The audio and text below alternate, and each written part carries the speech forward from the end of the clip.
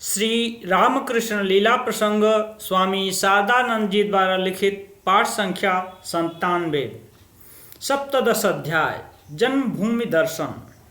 भैरवी ब्राह्मणी तथा हृदय के साथ श्री रामकृष्ण देव का कामारपुकुर गमन। लगभग 6 महीने तक कष्ट पाने के पश्चात अंत में श्री रामकृष्ण देव का शरीर रोग मुक्त हुआ तथा उनका मन भावमुख हो द्वैत भूमि में रहने को प्रायः अभ्यस्त हो गया। फिर भी उनका शरीर तब तक पहले की भांति स्वस्थ तथा सबल नहीं हो पाया था। अतः वर्षा ऋतु में गंगा जी का जल नमकीन हो जाने से पीने योग्य विशुद्ध पान जल के अभाव से पुनः उनको पेट की बीमारी हो सकती है, ऐसा सोचकर मथुर बाबू आदि सभी ने यह निश्चय किया कि कुछ दिन के लिए उनका कामारपुकुर जाना श्रेयस्कर होगा। यह बात संभवतः 1867 की है।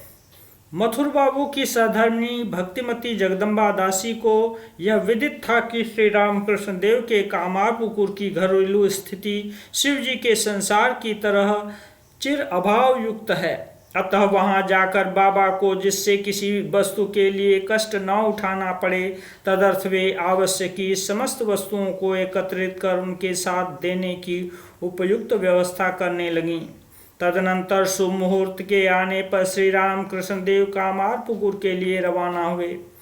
हृदय तथा भैरवी ब्राह्मणी भी उनके साथ गईं, किंतु उनकी वृद्धा जननी ने गंगा तट पर निवास करने का जो संकल्प किया था उसमें अटल रहकर वे दक्षिणेश्वर में ही रहीं। श्री रामकृष्ण देव को उनके आत्मीय जनों ने किस दृष्टि से देखा था। सीमा का कामारपुकुर आगमन। इधर लगभग 8 वर्ष तक श्री रामकृष्ण देव कामारपुकुर नहीं गए थे।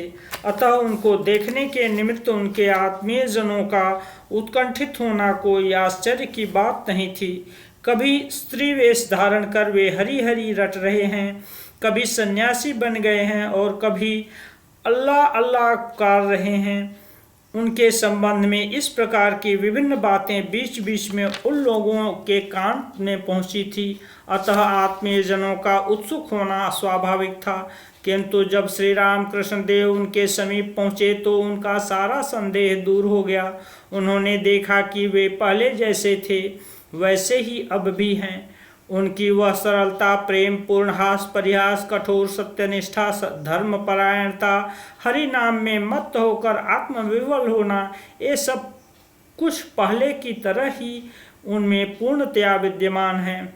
हाँ, उनमें केवल इतना अवश्य हो गया है कि किसी अदृष्ट अनिर्वचनीय दिव्यावेश से उनका शरीर तथा मन ऐसा समुद्भासित हो गया है कि सहसा उनके सम्मुख उपस्थित होने तथा वे जब तक स्वयं वार्तालाप प्रारंभ न करें तब तक उनके साथ कुछ सांसारिक विषयों की आलोचना करने में उन लोगों को महान संकोच प्रतीत होने लगा। इसके अतिरिक्त उन्हें एक विशेष विषय का भी विशेष रूप से अनुभव हुआ।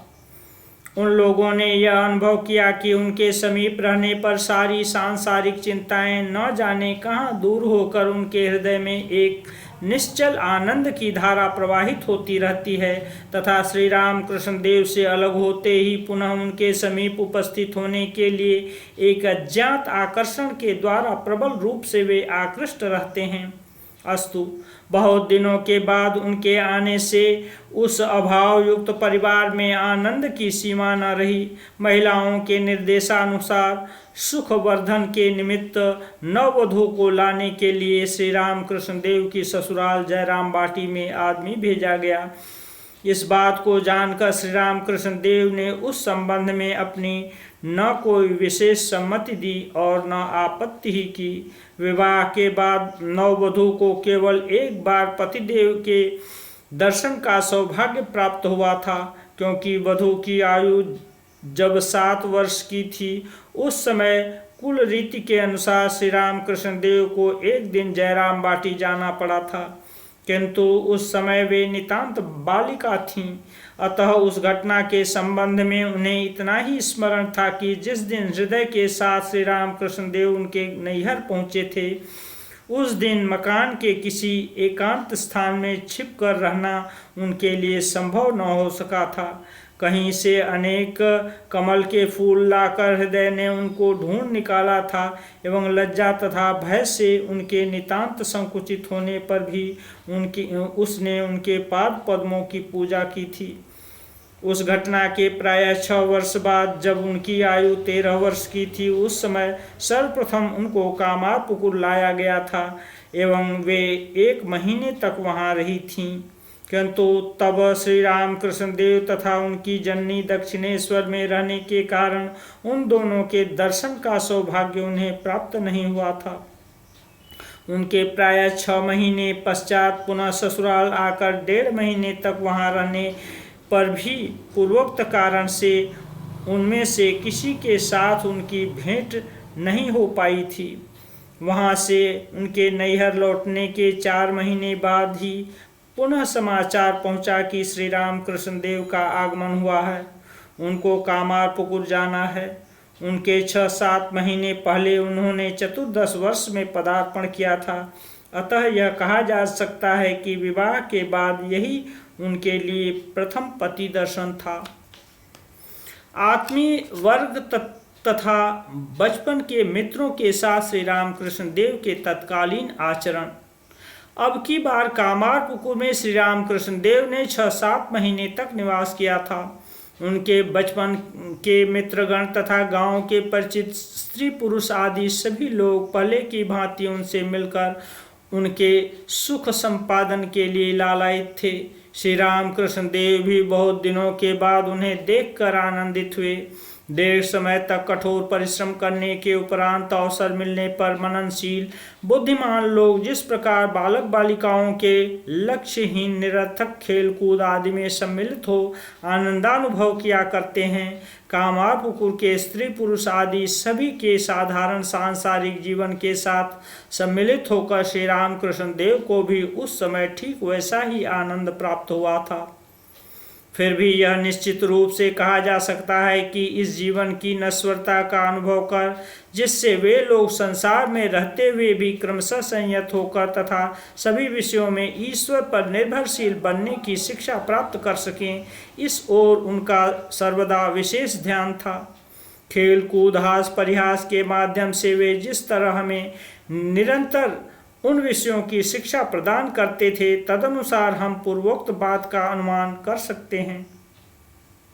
उनमें से किसी किसी व्यक्ति की आध्यात्मिक उन्नति के संबंध में श्री रामकृष्ण देव का कथन, साथ ही उस छोटे से गांव में अत्यंत असाधारण रूप से संसार यात्रा का निर्वाह करते हुए किसी किसी को धर्म जीवन में आशातीत रूप से अग्रसर होते देख उसे ईश्वर की अचिंत्य महिमा समझकर वे मुग्ध हुए थे। इस संबंध में एक घटना का बारंबार वे हमसे उल्लेख किया करते थे।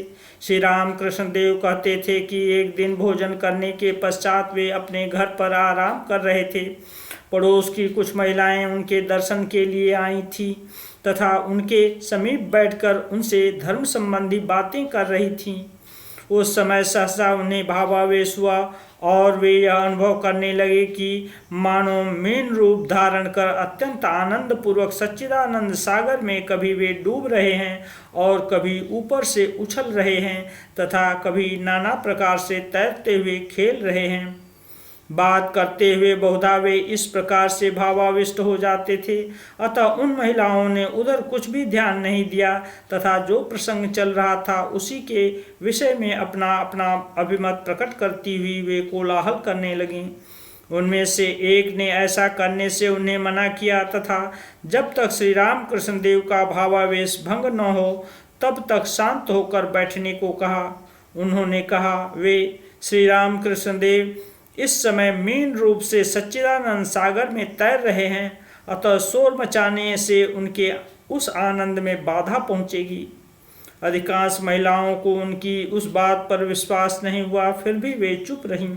श्री रामकृष्ण देव का भावावेश भंग होने पर जब इस संबंध में उनसे पूछा गया तब वे बोले,